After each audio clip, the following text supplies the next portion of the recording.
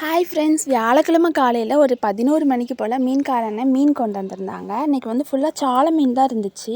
அம்மா ஒரு 50 ரூபாய்க்கு மட்டும் சாலை மீன் வாங்கியிருந்தாங்க. நல்லா ஃப்ரெஷ்ஷான மீன், கிட்டத்தட்ட ஒரு 45 மீன் கிட்டே இருந்துச்சு. நானும் தங்கச்சும் அப்படி க்ளீன் பண்ணி கொடுத்துட்டோம். அம்மா வந்துட்டு சிம்பிளாக புளி ஊற்றி அவிச்சிடலாம், ஒரே மீன் குழம்பு சாப்பிட்டு போர் அடிக்குதுன்னு சொல்லிட்டு அவிக்க போகிறாங்க. அதோட ரெசிபி பார்த்துடலாம்.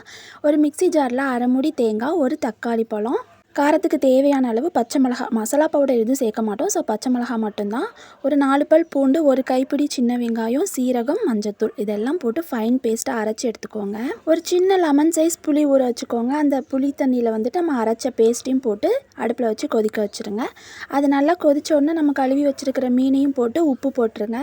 குழம்பு நல்லா கொதித்து மீன் வெந்து அப்புறம் பச்சை வாசனை எல்லாம் போனதுக்கப்புறம் ஃபைனலாக தாளித்து ஊற்றிக்கலாம். எப்பவும் போல் கடுகு, கருவேப்பிலை, சின்ன வெங்காயம் போட்டு தாளித்து ஊற்றிடுங்க. செம்ம டேஸ்ட்டாக இருக்கும். ட்ரை பண்ணி பார்த்துட்டு எப்படி இருந்துச்சுன்னு சொல்லுங்கள். ஓகே, அடுத்த வீடியோவில் பார்க்கலாம்.